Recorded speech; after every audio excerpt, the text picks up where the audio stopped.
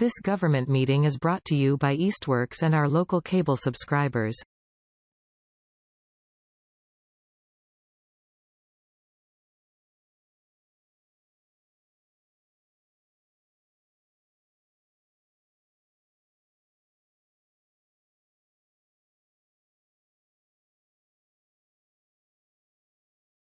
There we go.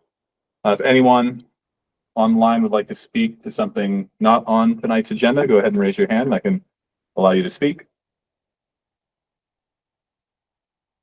Nothing. So need a motion to approve minutes from 8/28, 9/25, 12/22, and 01/24. Make a motion to approve those 4 minutes. Second. All in favor? Okay, guess we're ready to open our first public hearing. Walter Merrick seeking special permit pursuant to table 5.1, 12.7, and 11.12 of the zoning ordinance. The applicant is seeking approval to convert a single-family dwelling into a 2-family home. The property is located in the R10 zoning district, 48 Maple Street, map 54, lot 22. Walter, or somebody representing, but yeah.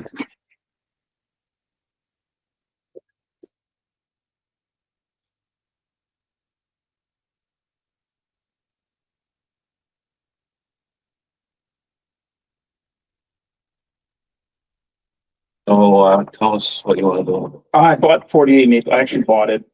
Look at them. We're supposed to. I bought 48 Maple Street. At one point it was a 2-family house. It had 2 gas meters. It had an upstairs kitchen. The family turned it back into a 1-bedroom at some point, and we just want to turn it back into a 2-family. Remodel the house. Windows, doors, siding, plumbing, electrical.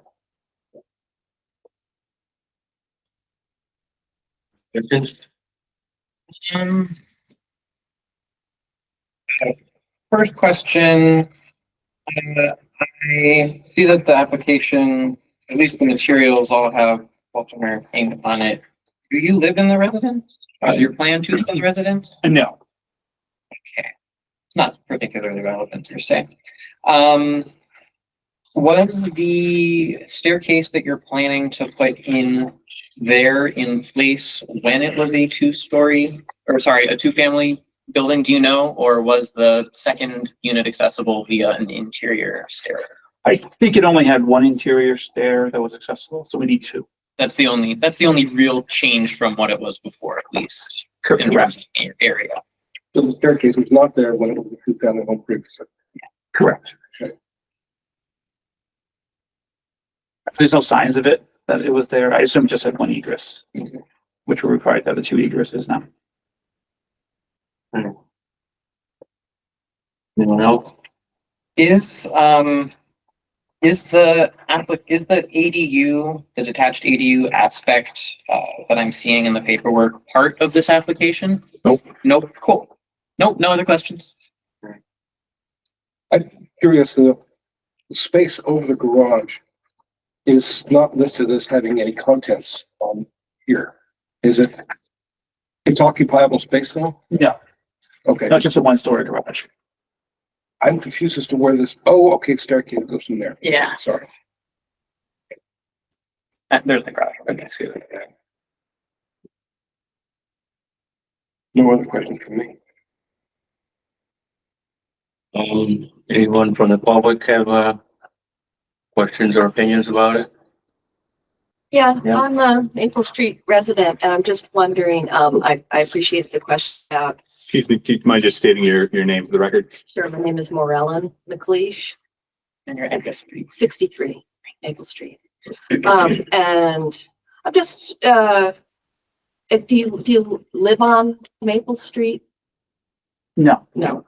So that's my concern, is that, we've been on Maple Street for about 10 years now, and it would be really great. I don't care so much about single or 2-family. It's just owner occupied. would be, is important to me. I just am finding that engagement, in the community is improved when, the owner is actually on the street. We have, within our neighborhood, somebody who owns several properties, but they actually live on the street too. And I just feel like that's a strong situation. But we have, a next door neighbor who, for their home to go into a two-family, I believe other neighbors came before this board and requested owner occupancy, which happened for a while, but then they moved. So now it's 2 units that are both rented. And it's a different level of engagement on the street. So that's a concern of mine. Just ask regarding the accessory dwelling. I know it's not purview of this application, but our ADU laws require residents or occupied in one of the units, correct? Not anymore, no. Oh, okay. No, we, ours do, and somebody could still apply for an ADU under ours, but now there are state regulations that have done away with, that requirement. So is that there would be 3 units total? I'm not hearing that. Correct. So is that third unit going to be, like a permanent? I'm sorry, my name is Elizabeth Rich. I live next door at 50 Maple Street. Is that unit going to be, a long-term rental, or is that for short-term rentals? Are we talking about the ADU tonight? So the ADU is not the subject of this hearing and it's allowed by right. So, the ZBA is actually not allowed to weigh in on that. The short-term rental question is actually part of the next hearing, and it's not directly, but, associated. And, I think we can't really weigh in on that until, until we have that hearing, because it will have implications, beyond just the property that's involved in the next hearing. And as far as the owner occupancy, as Dylan had mentioned, state law does preempt that now. And otherwise, it is unlawful to regulate residences based upon occupancy, owner occupancy versus renters.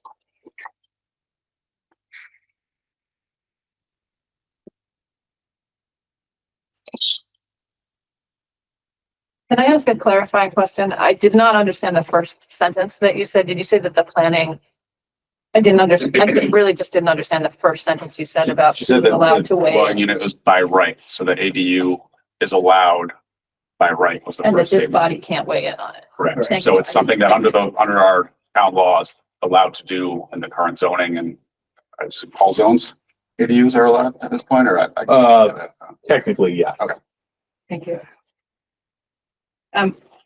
Yeah, I wanted to speak to another issue. I'm Lynn Wanamaker. I also live at 50 Maple Street next door.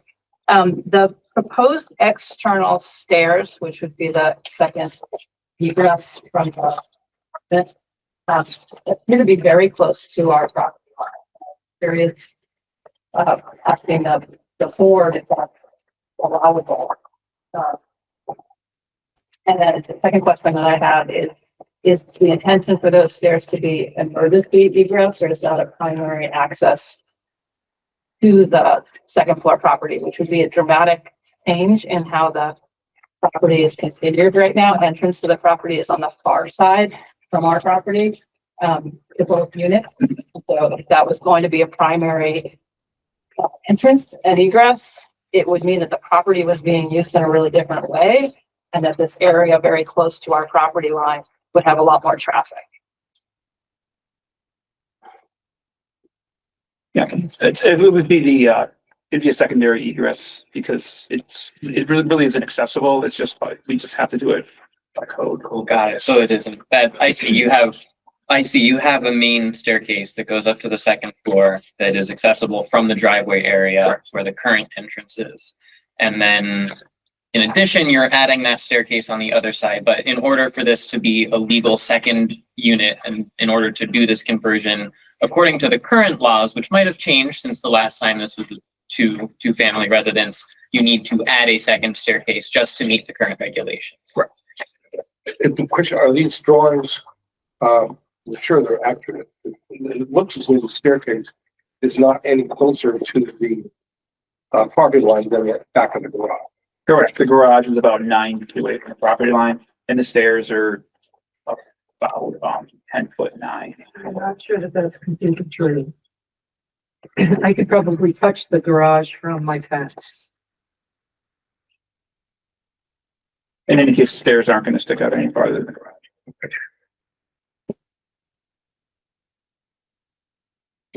Actually, Mr. Chair, I do have a question for the applicant. Just for the board's sake, either way, the board could, if it wanted to, with that. If that staircase is less than 10 feet, then it's within the setback, which is allowable, but the board would have to make a finding that it's not significantly intensifying the non-conforming nature. But if it's outside of that 10-foot setback, then that's not a finding the board would need to make because 10 feet is that setback requirement. For two family, it's 15. Oh, no, I'm sorry. Then, yep, no matter what, not a worry. You will need to make a finding under 11.12 in order to approve that staircase. And it's no further back, no closer than what's already been there. Than the existing garage, correct? But anything being built in that setback area would require the finding under 11.12B. How wide does the stairway have to be? 3 feet. Yeah, There needs to be 3 feet wide.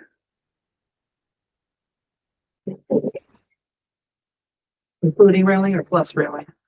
Railing can be within the 3 foot, so 3 Okay. foot total. Thank you.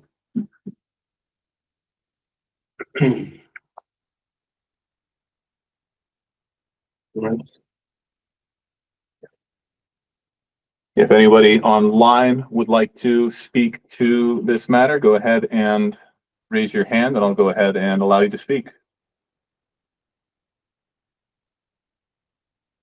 Seeing anybody?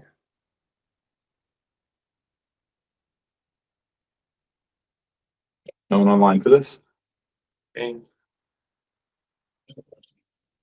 have any idea why by right the duplex can be present in the zone, but yet converting from a single family to second unit is a special permit? Head scratcher. Not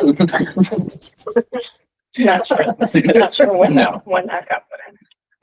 A brand new duplex in a neighborhood would be fine without having to go before us, but Well, so this is a non-conforming lot. But that aside, it still would require the special. The other thing I worry about is the more traffic on our street too. It's like with this, Maple Street is not very wide. And when we have people parked on the side of the road, it's really hard to get in and out of our driveways. And when there's snow like there is now, it's really hard to even get out of your driveway without anybody parked on the road.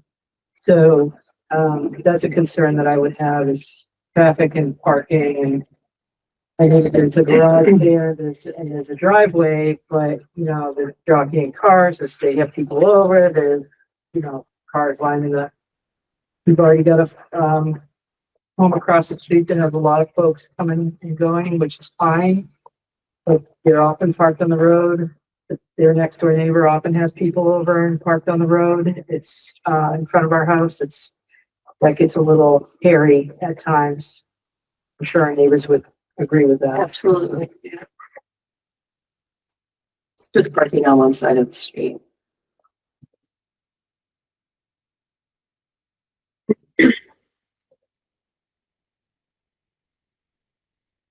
On board anymore quickly?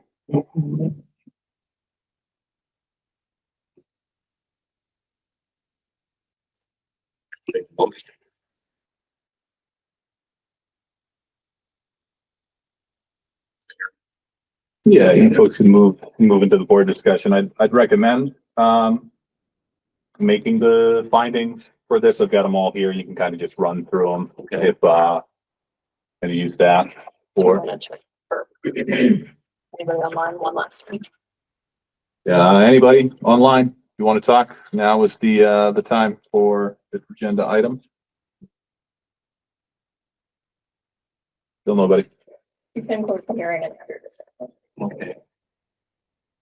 So we'll close the, public hearing. And, so you want me to go through from, 11, 12? Yeah, just be on that one and then just the rest of them from there. And then if you folks have discussion on Go any, through the criteria after, you know. Yep. any particular points. If the ZBA finds that the proposed changes will not significantly intensify any existing nonconformities or create any new nonconformities, and that the proposed changes will not cause the structure to become substantially more detrimental than the existing non-conforming structure to the neighborhood, and shall grant a special permit for the proposed changes. Is the board so fine on that one? Do Do believe that it would not significantly intensify existing nonconformities. You don't need to vote on each Yeah, individual. but yeah, just a general consensus. Yep. Right. Special permit criteria, want to go through all those? I'd recommend it. Special permit granting authority shall not grant a special permit unless it finds the reasonable fulfillment of the following criteria. Conformance with the provisions of the ordinances of the city of Easthampton, the general laws of Massachusetts, and all applicable rules and regulations of state and federal agencies. Protection of city amenities and abutting properties through the minimizing of any detrimental or offensive uses or destruction of unique or important natural, scenic, or historic features on the site.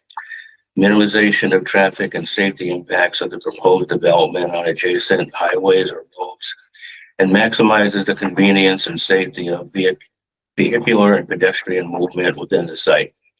Adequacy of the methods of disposal of sewage and refuse and the drainage of surface and subsurface water. Adequate means of protecting wetlands, watersheds, aquifers, and well areas. Mitigation of adverse impacts of the city's resources, including the effect on the city's water supply and distribution system, sewage collection and treatment systems, fire protection, and streets.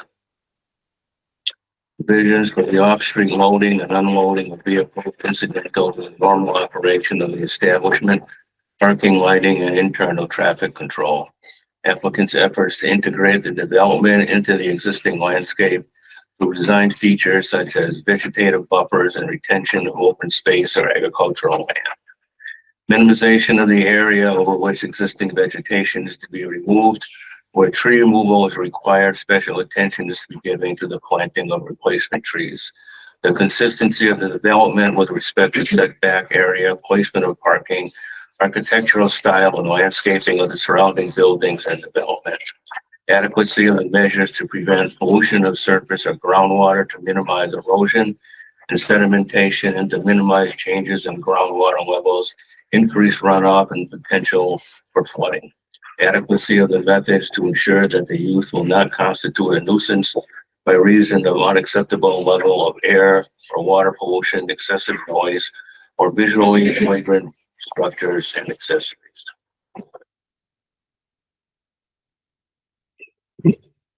I feel just clear on that. Yep. I appreciate the additional parking in here. I'm looking at the size of the garage. I do feel that these are being met, and the only outside feature that's changing is one that's required. Yeah. Okay.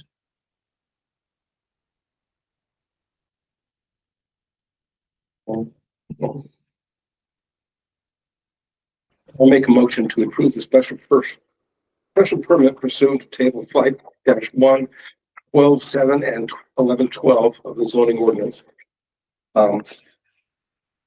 To convert a single-family dwelling into a two-family home on the property located in the R10 zoning district of 48 Maple Street, map 54 and lot 22.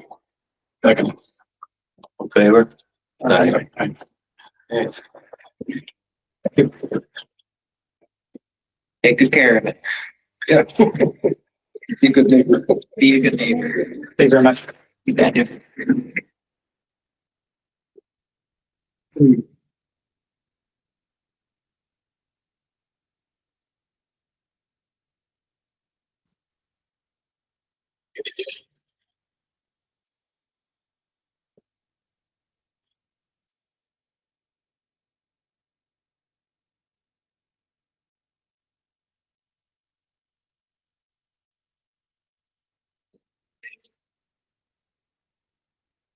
Item C. Suarez Pearson, appeal of the building commissioner decision pursuant to Massachusetts General Law C 40A-15. The appellant owns and operates a short-term rental home for which the building commissioner has issued a cease and desist order on the grounds that it is not permitted use under table 5.1 of the zoning ordinance.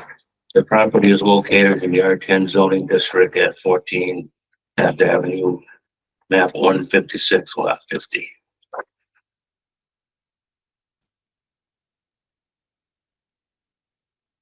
Building commissioner.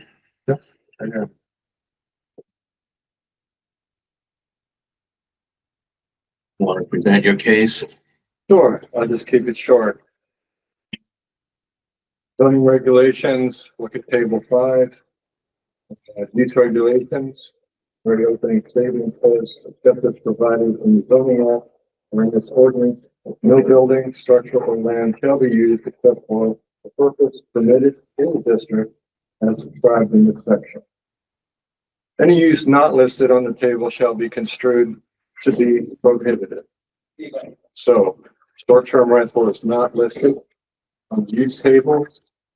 Things that are similar to, which the town has adopted, and we have regulations for, are bed and breakfast, lodging houses, hotels, and motels. Definition for short-term rental comes from activity at state level, Mass General Law, begun in 2017. And the definition for short-term rental, we don't have one in the zoning ordinance because you don't have short-term rental. In 2016, 64G, I'm sorry, it says the, let me go to the definition.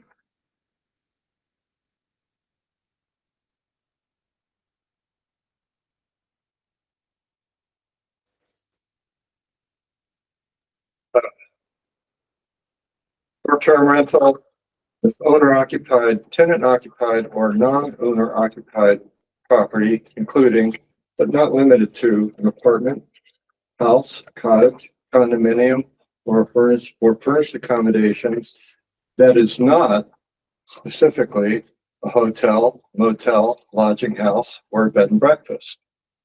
So every one of these things we accommodate in our zoning bylaw, and this definition is saying a short-term rental is none of those. And we have no use on the table for short-term rental, therefore it's prohibited. Will you read the beginning of that definition again? Sure. I'm sorry.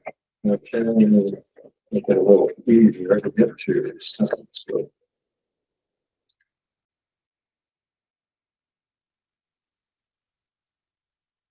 short-term rental, as defined by 64G, is an owner-occupied, tenant-occupied, or non-owner-occupied property, including but not limited to an apartment, a house, cottage, condominium, or furnished accommodation that is not a hotel, motel, lodging house, or bed and breakfast establishment.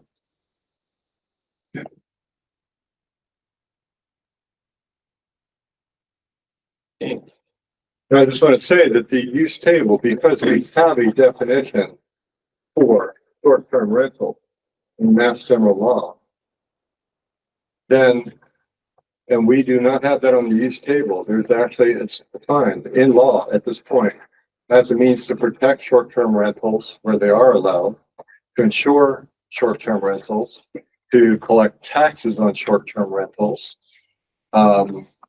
And we do not have short-term rentals on the use table. They're not allowed here. They're prohibited according to Section 5. Okay, thank you.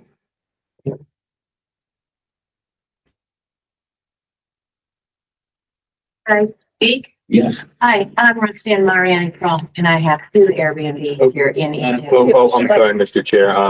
Let these. No, Yeah. I thought. Helen, we'll go second. Okay, sorry. Hi, I'll move up. My name's Laura Fisher.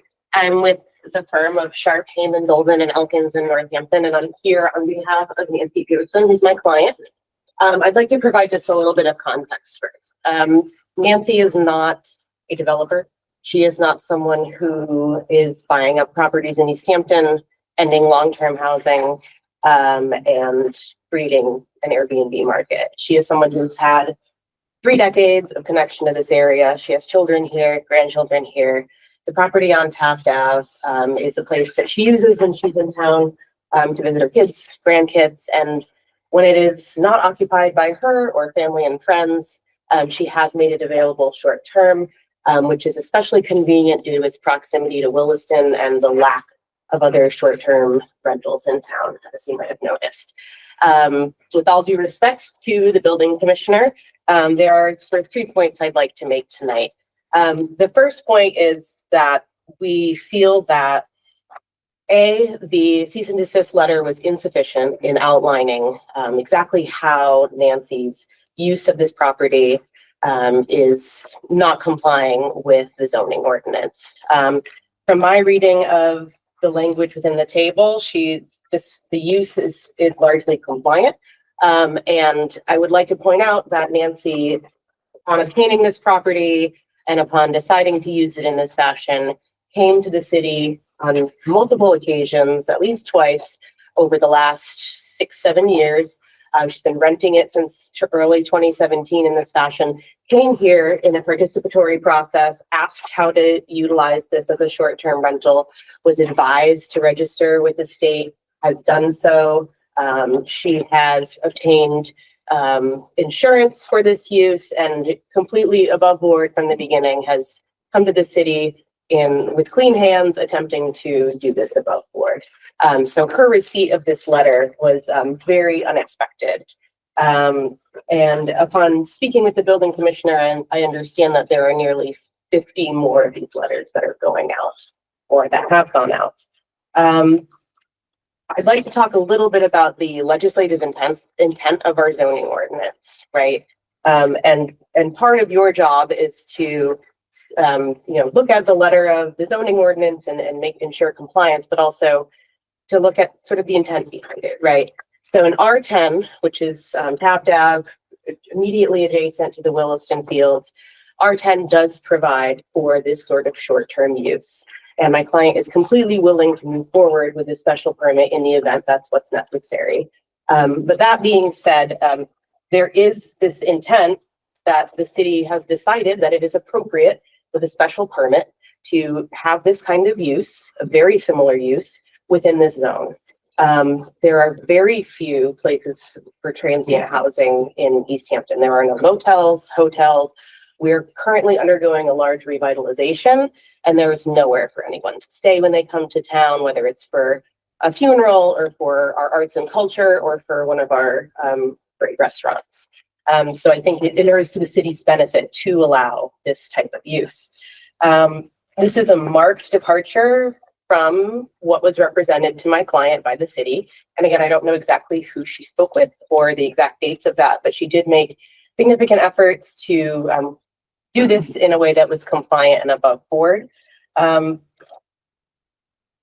I'm having difficulty, and my client is as well, in understanding where we're getting the definition of short versus long-term rental. Because as described, it is not currently within the zoning ordinance.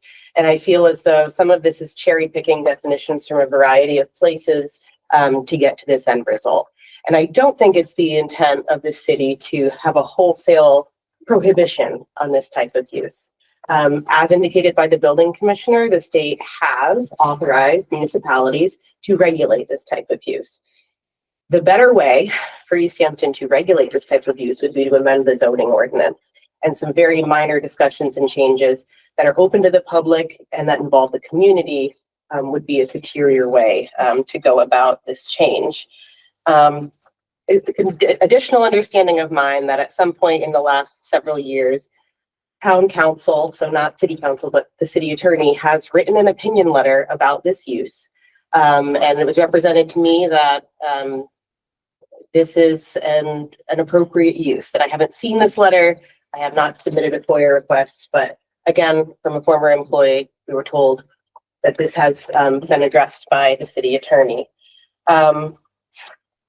Again, we're having a lot of difficulty sort of looking to the ordinance to figure out the difference between short and long-term rental. There's no definition of long-term rental. There's no definition of short-term rental in the ordinance. Rentals are clearly anticipated, but there's no distinction within the ordinance. And again, this is just sort of an arbitrary departure from what was represented to my client. We understand that this type of use is an emerging industry, that it's becoming more heavily regulated at both the state and local level. But again, the appropriate way for the city to go about addressing their concerns with this type of use is to amend the zoning ordinance. My second point is that my client is more than happy to attempt to come before this board to obtain a special permit for this use. And as I mentioned, with, the exception of owner occupancy, she is complying with every single one of these standards and conditions in the table and description. And she is, like I said, registered with the state, insured, and nothing about this house looks any different from the outside. It is rented as a single family home for short periods. My third point is simply one that's more political, right? So the idea that this sort of, marked departure from previous interpretation is arbitrary and capricious, and it's sort of illogical to me. I think the better way to go about this would be to amend the zoning ordinance to have a participatory public forum where people can weigh in either for or against the use. It's obviously a contentious thing. People, I don't think anyone here wants developers coming in from out of town to buy up all of our property and turn it into Airbnbs. But other municipalities have regulated this, have created a licensure procedure. And this seems like a very almost anti-business way of going about trying to address that concern. This is just a wholesale disallowance of this use. In a way that does not allow my client or anyone similarly situated to approach this type of use. And as I mentioned, she had come before the city multiple times to try to do this above board. So today we are here before you asking not only that you find this interpretation to be outside of a reasonable interpretation of the zoning ordinance, but to recognize that this type of use is anticipated in this zone, and we are otherwise very compliant with nearly every facet of it. And just as sort of a public political sort of stake in the ground, it would be really great to have the city actually address this issue through the appropriate ordinance amendment. Do you have any questions for me? No. Anything to add? Okay. Great, thank you. Yeah, I'd like to address some of the things that we just said. The letter, certainly not outside of any, it's not breaches and all of this kind of nonsense that we just heard. The use table has bed and breakfast use. In the letter that I sent, it says, it has come to my attention. I don't know if you have a copy of the letter. We do. Okay. So you can see that it says we do have a similar use. It's already in our use table. At the bed and breakfast use. You can own a property, single family home, owner occupied, and do almost exactly what short-term rentals are doing, except you have to serve breakfast, and it has to be an owner occupied property. We heard earlier the concerns about on 25 Maple Street or Maple Street, the concerns that people have about non-owner occupied rentals of just about any kind. Well, this is even more important because there are cases all over the country for short-term rentals where the properties are not owner-occupied, where there have been murders, domestic abuse cases, parties out of control. And this is not the kind of use that should happen in the middle of a neighborhood, especially since the public has not weighed in on it yet. Short-term rentals are not lodging houses or bed and breakfast or hotels and motels. We already have those on the books. Short-term rentals are a different kind of animal. Similar, but not the same.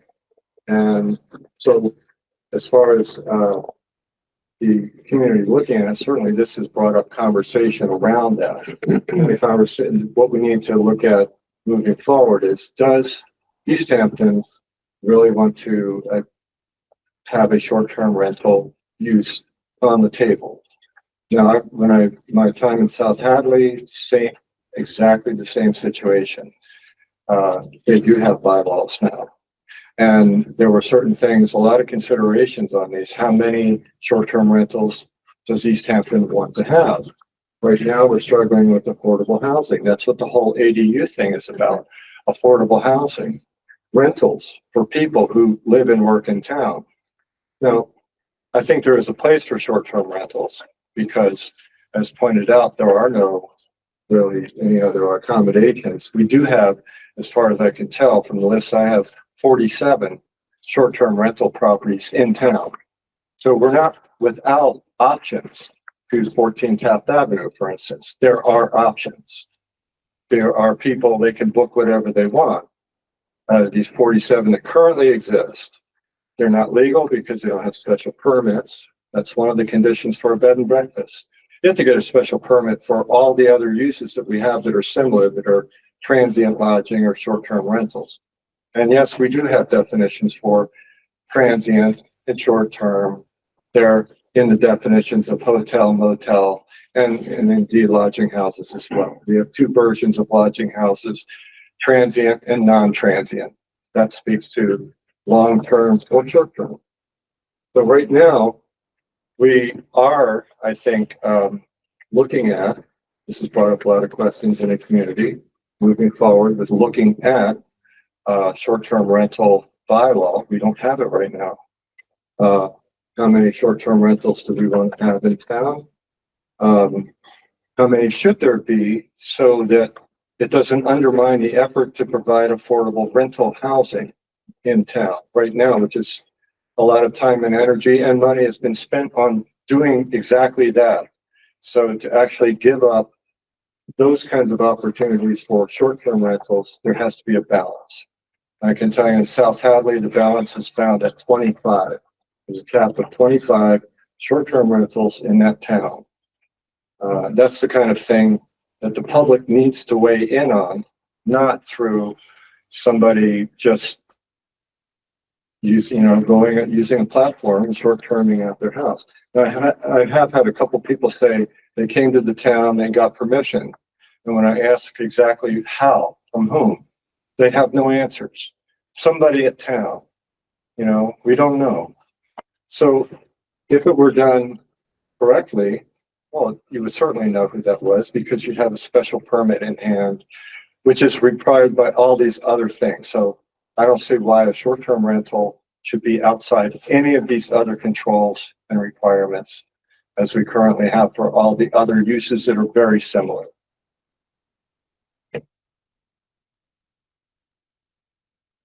Speak once more. Sure. I would just like to reiterate that yes, the city has done quite a bit to assure affordable housing. We are well ahead of many other municipalities in the state in doing so.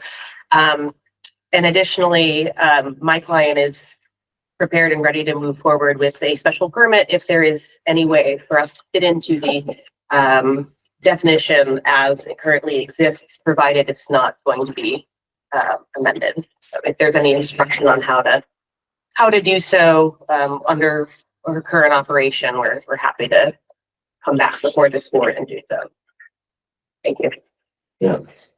You want to speak? Yeah.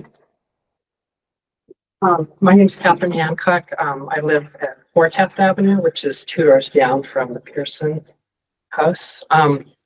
First of all, I don't appreciate someone calling the attorney's words nonsense. That's just not appropriate. I just want to say as a neighbor, we haven't had any issues at all. The people that come to stay at Nancy's house are usually either Williston families or people in town for funerals, people for graduations, reunions, whatever. And they're looking for a place to stay, and they're generally 99% really, really good tenants. So I don't really think that's an issue. The days of college kids coming in and taking over these houses is gone. The other thing is that having this sort of use really supports local businesses.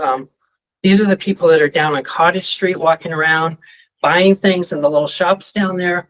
I've lived here for 35 years. I don't go down there on Saturday and buy things. So, it's important to encourage, I think, visitors and to be a welcoming community for our town. I mean, there's nowhere for anybody to stay.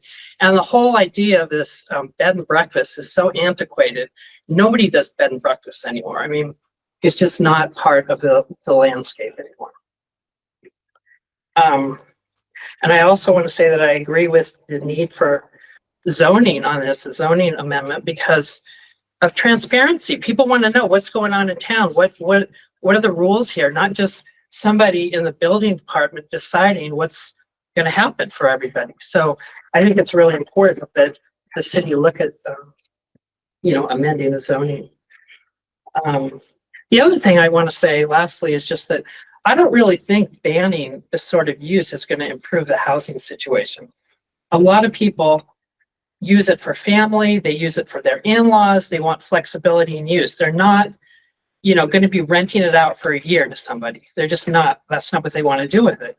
So and affordability is another issue. I don't think it's going to contribute whatsoever to affordable housing, but I think it's important to recognize that, people should be able to have some flexible use with their home. And I am aware that the city attorney has opined on this, that these are single family homes. It's not a business according to town's lawyer. So at least that's my understanding. I don't know for sure, but so I just think that it's time to look at this in a different way and to do it above board with public input, set some boundaries, make the rules. My family uses Airbnbs all the time when we travel, and it's great. We spend a lot of money in every town we're in. We go to restaurants, we shop, we do things. So I think it's important to consider all of those aspects of the issue. Speak. Yeah, I do. Yeah, go ahead. Hi, I'm Roxanne Mariani Kroll, and I live at 90 Maple Street, and I have an Airbnb at 92 Maple Street, which is it's a two-family, so it's right next door. I have been running an Airbnb in Easthampton since 2021. I came to the main office here and spoke to the lovely woman who was working at the front desk. I can't recall her name. I think it might have been Barbara, but she actually, was it correct? Was very lovely human, and she was very supportive. I went over what I wanted to do, and she said, "Oh my gosh, our family has an Airbnb in upstate New York. It's not a problem." She goes, "If you want any help, I'll help you." She was, very supportive. I said, "Is there anything I need to fill out? What do I need to do?" Nope. So I log into Mass Tax Connect, and I make sure that my occupancy taxes are paid on the regular. Airbnb takes care of that. That's what's just awesome. So I know that the Airbnbs that I run are paying, there's revenue being generated for the state and for the city too. So that's great. Number two, yes, I agree. I think that we as Airbnb hosts, especially shout out to the super hosts out there, and with the guest favorites, thank you very much. I like my little badges. I'm just going to say that we are ambassadors for Easthampton, and we bring people here and we promote them. We create guidebooks and show them, look, if you haven't eaten at Daily Operation, you haven't lived. You got to go there and have their cheese potatoes. You got to go down to Waters Fine and buy a little knickknack to send home to bring home to your family to say, this is where we went to visit. I feel like we really, really promote how amazing Easthampton is, and the idea that we would just kind of like put the kibosh on that when it's actually generating income in this town. And the people who come to stay, you're absolutely right. They're lovely. They come to visit because they have kids at Wilson, or they come because their kids are graduating from Smith, but they're staying at Easthampton. And where are they eating? Where I recommend them to.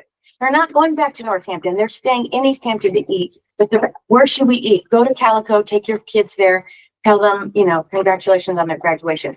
We're working our tails off to make things, to show people how amazing Easthampton is. So people will come to these Airbnbs that have great reviews because they have great reviews, because we take good care of them, and because our neighbors are not upset about it. Our neighbors are like, oh my gosh, I saw your guest. They have a Bernese Mountain Dog. It's so cute. We got to meet them. I have heard nothing but positive. I don't know. I'm upset because I feel like it's a way to give back to the community, and it's, while I can also make an income, and the fact that it's being sort of passed off like it's no big deal, or it's not, it's like it's going to impact our community, and it's going to definitely impact the host. So I think if there needs to be a special permit, let's do it right, and not like just dismiss people out of hand without actually knowing who we are as people. Thank you. Bob Graham, right next door to the property. The very beginning, when I met Nancy and her kids, they were straightforward with us. They were great. We've never had a problem in the very beginning. They told us to come to them, and I call them if there's an issue. This gentleman here is doing his job. You guys are handcuffed because there's no regulations regarding this issue. And if our jobs take us out of town and we want to keep property, these people are paying taxes. They're buying homes, and if their job takes them someplace else, they can leave and know that their house is being taken care of and being rented. Change the ordinances, do whatever you have to do, but keep these people. If they take care of the house, we have issues, we know who to call. We've never had an issue. Thank you. You want to speak again, David? I do, because, this all sounds really nice, but, my actions were based on complaints. So people who complain don't want to develop any bad relationship with their neighbors. So they're anonymous calls sometimes, or they're just phone calls, and they say, I'm bothered by this, but I don't want to create any problems with my neighbor. So they're out there, and there are occurred just in the last few days, police and fire personnel showing up to addresses because they're non-owner occupied buildings. They don't know who to talk to. They respond to a thing. If you're somebody from out of town, they're dealing with somebody who doesn't really live there. But if we had a regulation saying that, the police would know who to contact. Correct. If there was an issue. They That's wouldn't correct. have, Yes. right? And that's you're why, handcuffed. You are handcuffed. and that's why, this is not like they're without problems, Have you had these problems with this property? Have police and I fire got a showed up? complaint about that property, yeah. Police and fire department showed up to the property. Yeah, so I think the question here is whether I interpreted the bylaw correctly to say that short-term rentals are not allowed on the use table. Can you find that on the use table? No. Did I correctly apply the zoning ordinance to enforce against this property? Yes or no? It's not about the merits of bed and breakfast. I believe, actually, I stayed at bed and breakfast, so they're not that antiquated. My wife and I, when we travel, we prefer that. Almost every hotel and motel you go to these days will serve at least a continental breakfast. It's not that antiquated. They're short-term rentals one night. the hotel, you get a breakfast, and you're on the road again. Now, I realize that's not what people who run short-term rentals want to do. So, but right now, that's not an option on our use table or in our zoning. It's floored by Mass General Law. You mean, earlier when you were on the last hearing, you're reading about the criteria around special permits. You mentioned Mass General Law in there. This is something that is governed by Mass General Law as well. There are now laws around short-term rental operations, and that's what applies here. If we want them in town, we need to adopt that. We need to go through the process and just make it happen, but it's not in place right now. So, it doesn't exist. Mr. Chair, we have someone on for public comment online. Would you like me to go ahead and move them up?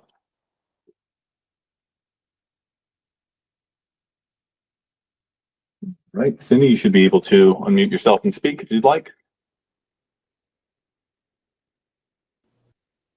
Hi, are you able to hear me? Yes. Okay, great. So my name is Cindy Siborowski. I live at 15 Taft Ave.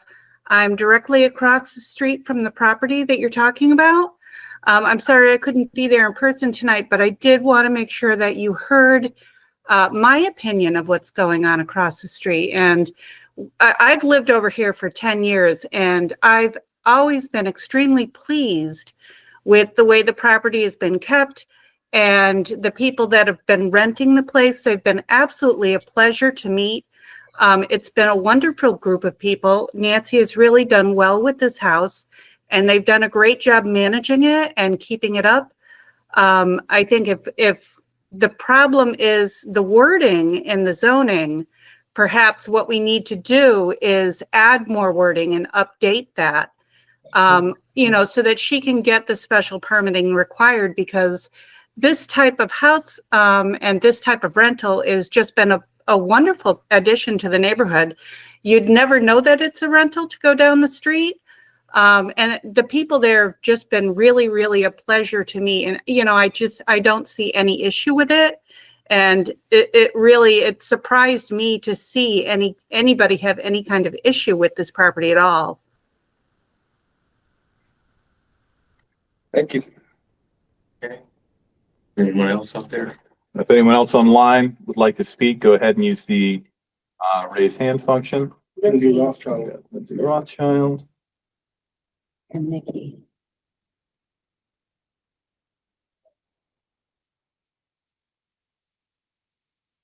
Right, Lindsay, you should be able to unmute yourself and speak now.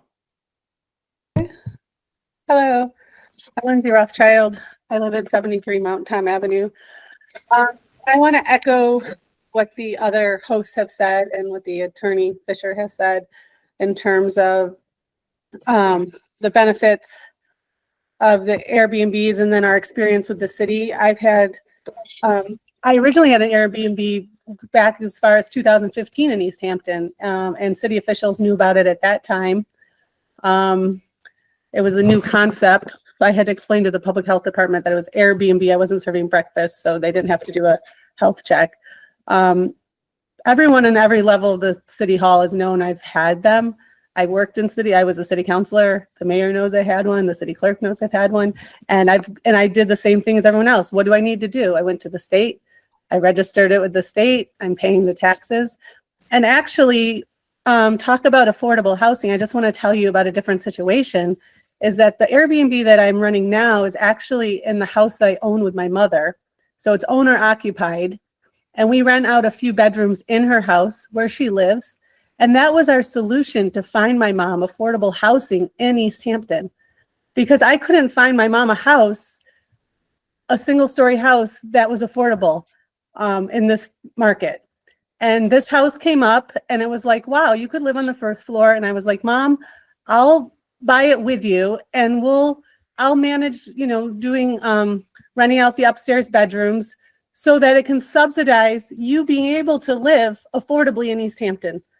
And when I got that letter, I went into a real panic because I honestly don't know how I would keep my mother, a senior, in her housing in Easthampton if I don't have the subsidies that I get from renting. And I can tell you that the people that come and stay are lovely. They share a house with my mother. Most of them are visiting family members in Easthampton, and this gives them a place to stay. And as Rocky said, they go downtown, they eat at Silver Spoon, they go to Big E's and stock up to put stuff in their fridge. They're lovely people. And I just felt like the letter that came from the building commissioner was out of left field. It was very punitive feeling for residents that are all trying to do the right thing and really value Easthampton and making it, a good place to live and trying to be affordable about living here. So that's all I have to say. Thank you. Thanks. You got another hand raised? All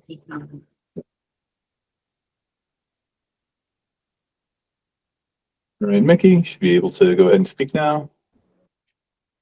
Can everyone hear me? Yes. Okay, awesome. Hi there. Like you said, my name is Mickey Kahn, and my husband and I also have an Airbnb in downtown. And I just wanted to add kind of a different perspective on why we started having an Airbnb. I was able to attend grad school to get my master's in social work because of the income that we received from our Airbnb. I'm now a social worker at the CHD, the Center for Human Development in downtown, and that serves our community. And I'm serving the most unserved populations and the most at-risk populations because of the flexibility that Airbnb has offered me and my family. I wouldn't be able to take this path if it weren't for it. And I also wanted to speak to the neighbors and how that they're affected. The local neighborhood has benefited from the tourism that Airbnbs have brought to the community. I know, just speaking from our experience in our specific tiny street, our neighbors have benefited extraordinarily because they're able to have their friends and family come and stay here. And this isn't an infrequent thing. This happens, I would say, like every few weeks, we're having neighbors' families come and stay with us. The people who come are Williston families, people coming for weddings and for funerals, and people who are visiting their family and friends. They're all lovely. They're respectful. We have house rules here at our Airbnb. We have quiet hours that are enforced, and I will feel pretty confident in saying that these have never been abused. And I'll echo Rocky's experience. We went to town hall when we first started to make sure we were doing everything correctly. And all we're asking for is a step-by-step process for us to get a permit and to go about this above board.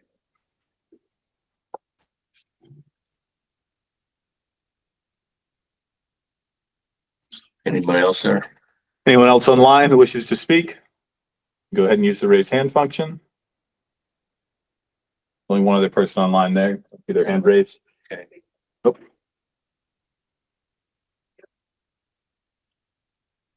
Go ahead.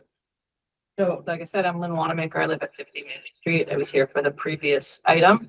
It seems evident to me that there needs to be a process by which the city decides. But that's not, one of these items are. that's not up to us. That's nothing. That's not something that we can do. What I wanted to name was that I live next door to a property that you just saw tonight has not even a proposed, because you don't have jurisdiction over it. They're putting in an ACU. I would like my city to be committed to providing housing for people who want to live here and to have protections that developer can't turn the unit in the building next door to me into 3 short-term rentals, Airbnbs.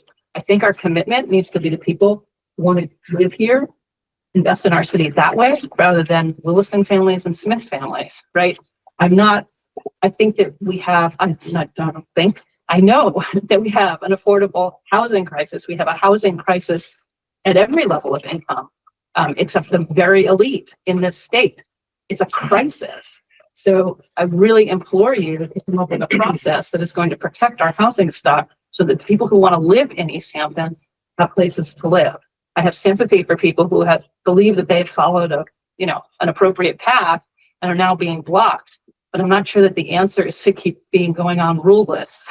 I would really like to see them put some rules in place that would protect For example, the 3 units that hit 48 Maple. Yes, we don't make the rules. We don't have the power. That has to come from the city council. Okay.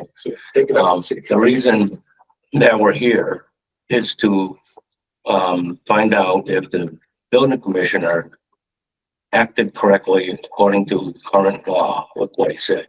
It's not about the merits of B&B or whatever that you want to call it, you know.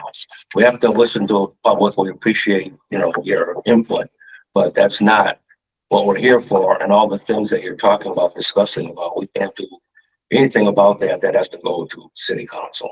Okay. So I have a question. So is the person who is going to be, creating that domicile at 48 Maple Street, he could just do that? Is that?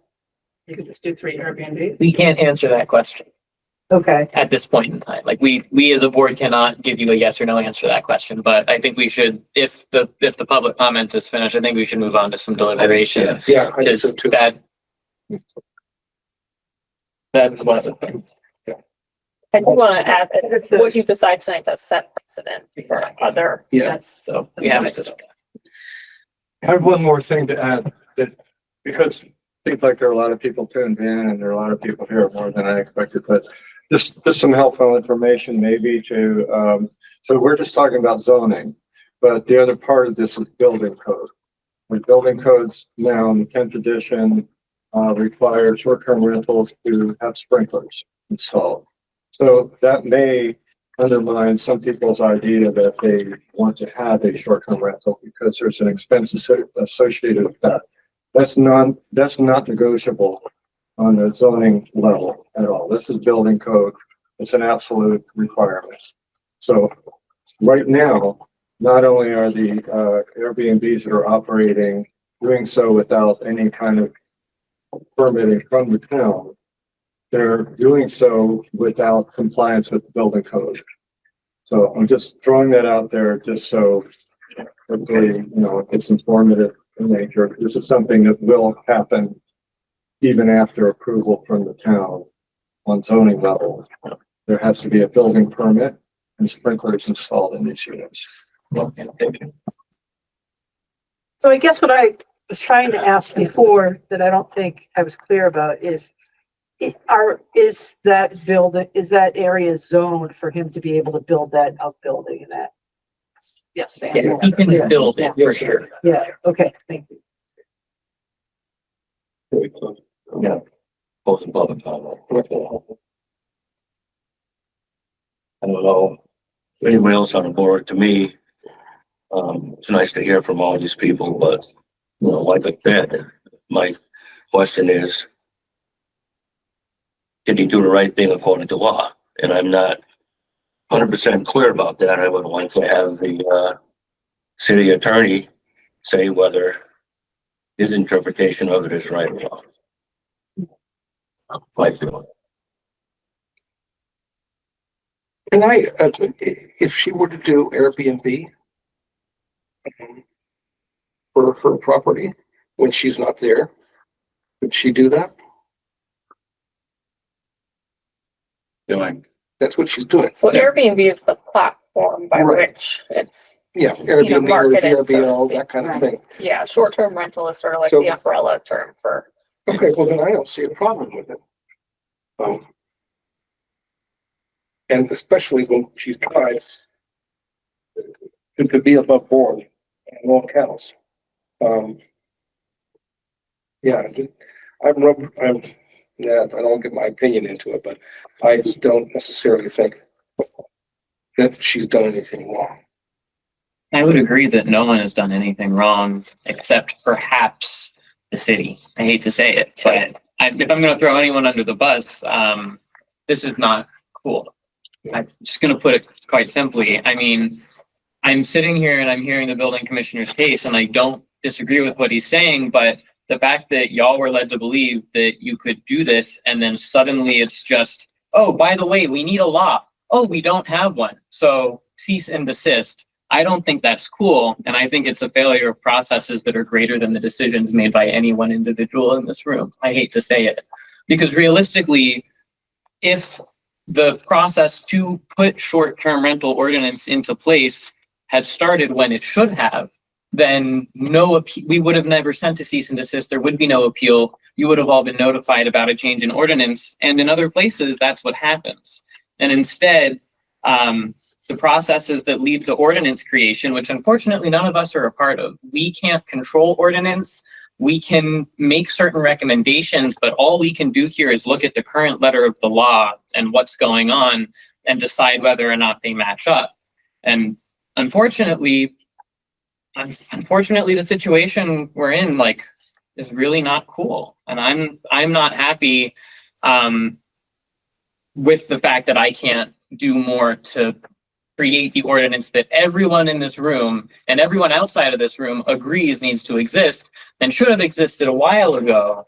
And yeah, so I'm personally very sorry, and I feel pretty terribly about the situation as it is. And I don't disagree with any of what's been said in the room, regardless of if it's the fact that Airbnbs do bring great business, but also we are in an affordable housing crisis. But we don't have the power to define a step-by-step process to success. I mean, I guess I would ask, what do we have the power to decide here?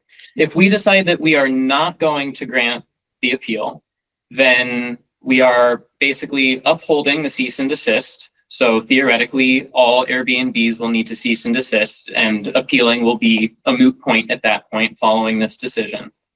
If we decide that the interpretation of the law was incorrect, then we are basically giving a green light to all Airbnbs to exist without regulation. At that point, can ordinance put in regulation to undo our decision that basically green lights short-term rentals without that being written in the ordinance? Or does the state law that the building commissioner was mentioning, does that have any overriding power? I don't think that we're giving green lights to all Airbnbs. I think, I agree, the city has fallen short of this. But I don't necessarily think, I think if the city's fallen short, the city needs to take onus on it. I don't think all these other people who've been trying to do their best all the way along, I don't think they should be the ones to suffer. They definitely shouldn't. Especially when there are tons of these letters going out. Yeah. I don't, I'm not saying tons, I have heard there's been multiple. What are, Allison and Dylan, what are the implications of us approving this appeal? It would allow that in single family homes throughout town. And would a future ordinance be able to undo that decision and restrict it? Or does that get hairier because we've greenlit it? It wouldn't be able to undo any previously established short-term rental. Like, if somebody could show receipts that they had operated a short-term rental prior to the establishment of the new ordinance, it would be a pre-existing non-conforming use lawfully that could continue indefinitely. So if we're not deciding an ordinance, we're just deciding this one case. We're deciding the interpretation of our current ordinance in perpetuity. Yes. So if we decide that this is okay, we're deciding that people can do whatever they want. And that's why this sucks so much. I'm going to be straight up with y'all here. This is a terrible position to be in. And I am really unhappy with it. But I don't feel comfortable going against the building commissioner's evaluation of the law in such a way that it will carry on past my tenure on this board in this matter. Because I really think it should be up to an ordinance committee to work this out and then for folks to apply. And if we want to set a number of maximum Airbnbs, which isn't something that we get to decide or even deliberate here, we're preventing that from being effectively possible if we grant this appeal. So basically what we're saying is outlaw Airbnbs. And until they are allowed, because they have been outlawed by state law, according to our building commissioner. That's what's confusing to me, is that I hear. That's why I'm saying I think this needs to go to I think I could the city clarify. attorney. The state law hasn't outlawed them, it has defined them. Right. And theoretically in our ordinance, because we haven't added it as a definition, unless we as a board decide that short-term rentals do fit with one of the uses, or, I mean, yeah. Do that. Right, exactly. That's making law. We can't do that. Only thing we can do is is say whether or not, according to what David believes the law says, that this was in violation, whether it's good, bad, or otherwise. And I myself, I'm not real clear on that. I would like a legal say how they interpret the law. And, you continue the hearing until we get a legal definition and then go from there. I think that's a good idea. In the meantime, all of these, good people that are concerned about that can petition their city councilors to come up with some kind of laws that make sense. And we will support, I think, I don't want to speak for the whole board, but I know I, as a member of the board, would support the formation of that ordinance. Right. Mr. Chair, so what exactly would you like me to check with the city solicitor about between now and our next meeting, assuming you folks want to continue? The legal, what he's using as his interpretation of the law, is he correct or not correct? And then secondly, are Airbnbs and VRBOs allowable? Yeah, like from the city lawyer's perspective, is what these people are doing illegal? Got it. Yeah. I'll check with the city solicitor on that. I think I'll also just check on just in general what your options here are. Is it simply a yes or no, or is there any sort of flexibility in delaying the cease and desist order? Is that a possibility? Perhaps even get that blanket issue of denying everything, but perhaps creating a suitable amount of time that the city would need to address it before that expiration. Yeah. I don't know if that's an option. I'll also check that with the city solicitor to see what's available to you folks. I think that's where we need to go. We do, yeah. Is the public allowed to make one more comment? Just as, no? Sorry. That's okay. There's some other caveats that I forgot to bring up. I'll just say there will be a chance, any public comment, you can email it to me. I'll distribute that to the board. No, I'm sorry. Sorry. Once public hearing is closed, no more public comment. Anything that is emailed is no longer part of the public record. You can continue the hearing without reopening the public hearing you can continue the matter to your next meeting without reopening the public hearing. The public will not be able to participate if you don't reopen the public hearing. If you do intend to reopen the public hearing, I suggest doing so tonight. Got it. Yeah, I often have heard it said, public hearing, public comments are welcome, as long as they're not repeating things that have already been said. Yeah. I think us continuing this on for the next meeting is a good idea. Thank you, Dylan, for it. So make a motion to continue. We have to reopen the public comment before we make the motion to continue? So if you don't want to reopen public comment just at all, then no, you can just continue the matter as it's. Yeah, do we have the option next meeting to reopen if it's? I don't know. It's not noticed. Correct, exactly. The public would not have sufficient notification that they were able to participate. I guess the question is, do you even want to just open it to just being able to receive public comment via email between now and the next meeting that I can share with you folks? If you would like that, then we can reopen the public hearing. No, that's fine. And always make a motion and put it to a vote if you want to reopen it. Yeah, you do need to vote if you want. I'll make a motion to reopen the public hearing. Second.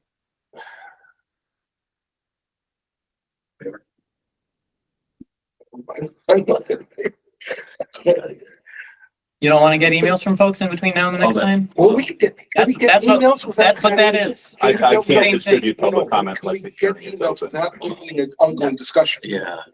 Okay, so then, I would vote against it. Yeah. So you don't receive any public comment between now and the next meeting? Keep the public hearing closed. Got it. Okay. 2-2. So with it's 2-2, it's, Motion failed. okay. Well, then I make a motion that we continue this to the next meeting.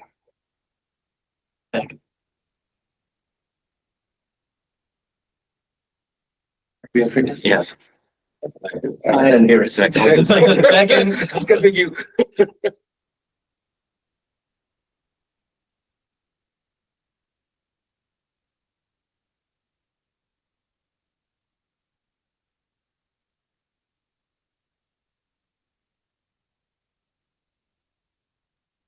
Right.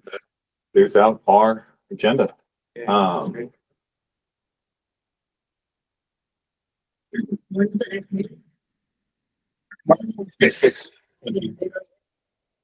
Well, yeah, there. Unless city council kicks us out again, then we'll be right back down here. It is budget season.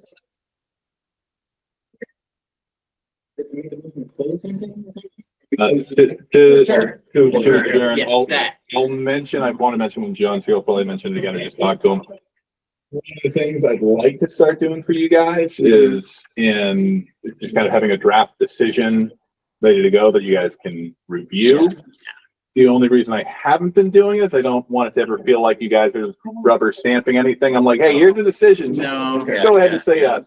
But something where all the findings are there and then it's just a matter of adopting, agreeing, making modifications. So folks are open to that. I'm sorry, is the meeting adjourned? Okay, so let's maybe do that before. I was just trying to get some clarification on what just happened. So public comments are closed? Yes. So you're not taking any, no more public comments? Yeah, sounds like she does. I make a motion to adjourn. This government meeting is brought to you by Eastworks and our local cable subscribers.